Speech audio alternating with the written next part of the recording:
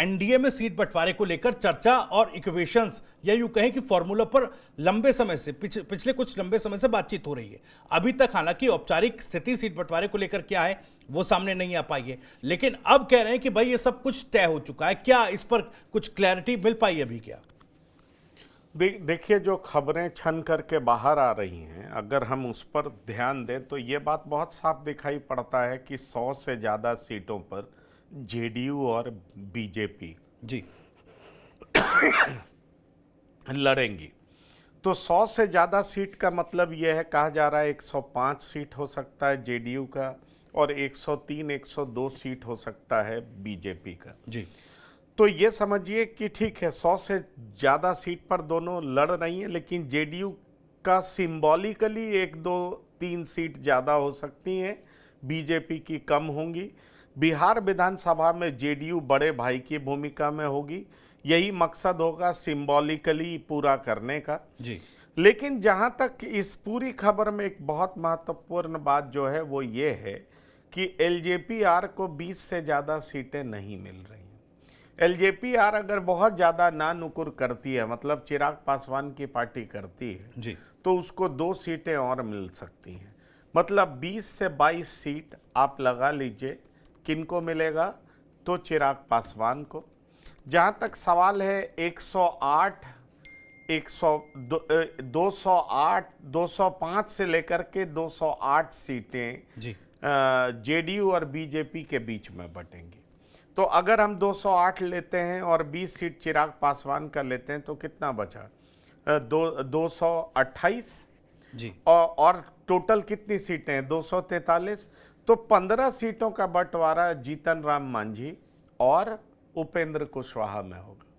तो ये समझिए, मेरी जानकारी में 7-7 सीट जीतन राम मांझी और उपेंद्र कुशवाहा को मिलेगा, 20 सीटें चिराग पासवान को मिलेगा और बाकी की जो सीटें हैं वो जेडीयू और बीजेपी के बीच में बंट जाएंगी। जी तो अब ये समझा जा सकता है कि कई सारी पार्टियां जिनकी एंट्री हो सकती है।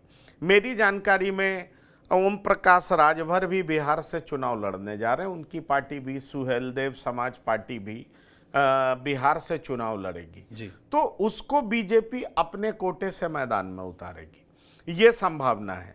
संभावना ये भी है कि निषाद, जो संजय निषाद हैं, आपको ध्यान होगा मंत्री भी हैं योगी कैबिनेट में, वो भी अपने उम्मीदवार उतार सकते हैं।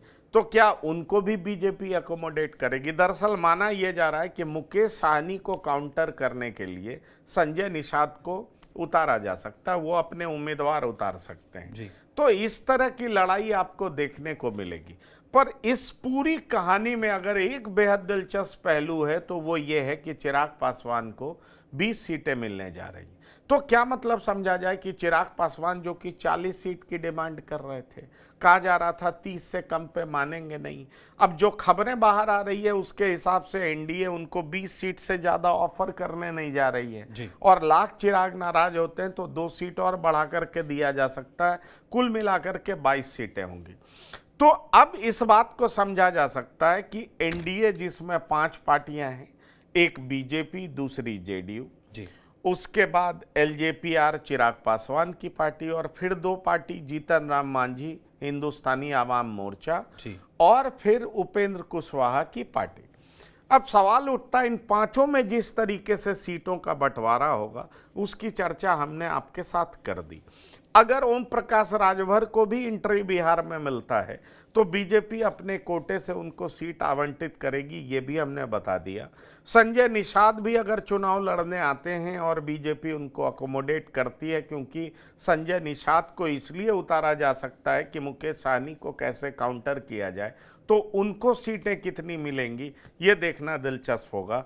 तो बहरहाल एनडीए के भीतर जो सीटों की केमिस्ट्री है और जो सीटों के बंटवारे की बात है वो हमने आपके साथ साझा की। जी।